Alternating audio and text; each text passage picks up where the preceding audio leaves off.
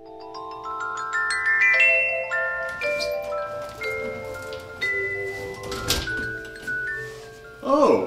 hi kids. Welcome to Mr. Groundhog's neighborhood. Today we have a very special thing for you. But you might remember last week, Miss Winehouse was reading you a story. It was about a little birdie that flew to Radio City Music Hall to sing. Unfortunately, in the middle of the story, Miss Winehouse got sick. Had to be helped off the stage. But not to worry, because her representatives had told us that she would be glad to come back and finish that story for you when, well, to paraphrase, heck freezes over.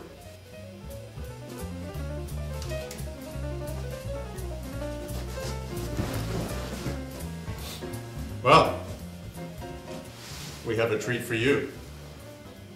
Today's story is The Little Groundhog Who Couldn't by Jeff Messinoff.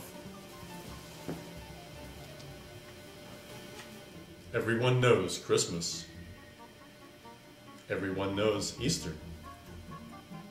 Everyone knows Thanksgiving and Valentine's Day and Halloween, even St. Patrick's Day. But nobody seems to remember Groundhog Day. Well, a certain man named Jeff didn't think so. So Jeff made it his mission to let all people know about Groundhog Day. Jeff soon had an eye-catching costume and had his name changed to Phil in honor of Phil the Groundhog, who started the noble holiday. But where should he start? Why, the good city of Ventura, of course.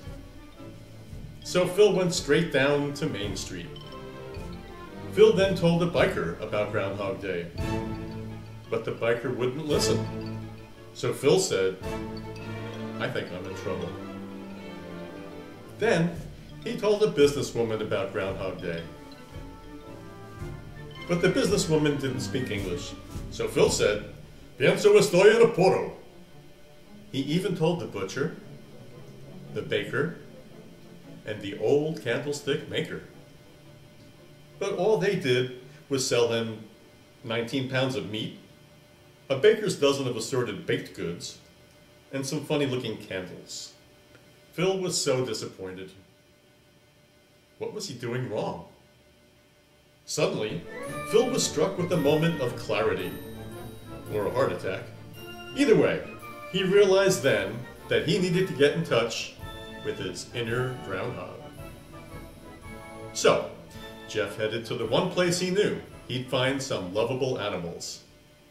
A pet shop.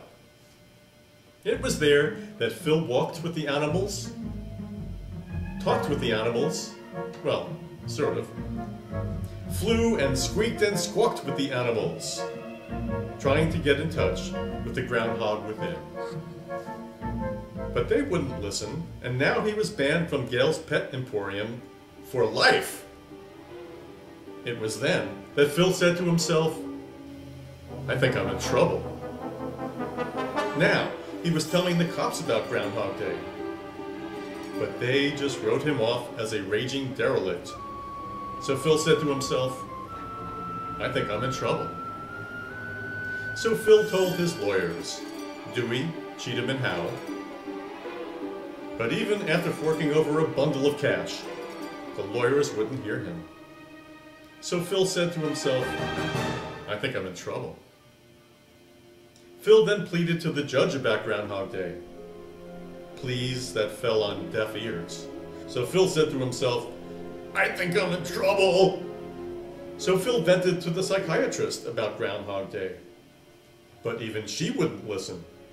And isn't that her job? So Phil said to himself, "I think I'm in trouble." So Phil was ordered by the court to tell the members and counselors at Customs Anonymous all about Groundhog Day. And you know what? They listened. but they listened a little too well. After the revolt cleared up, Phil said to himself, "I think I'm in trouble." Now Phil tells his new friends at the asylum all about Groundhog Day, but none of them ever really listened.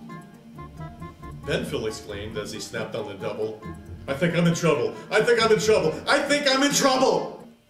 Where he lived awkwardly ever after.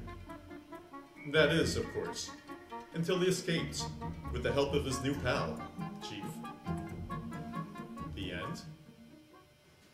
Well, we sure had fun today, didn't we? Next week we have a very special program for you. Mr. Wagner of General Motors will be here to read the updated version of The Little Engine That Could. It's all about a hybrid that drives to Washington, D.C. and returns to Detroit with $14 billion in its trunk. Oh, and today's episode was brought to you by the word bailout. I'll use it in a sentence. Mom, I lost all my lunch money on subprime mortgages. May I have a bailout? Well, that's all the time we have this week.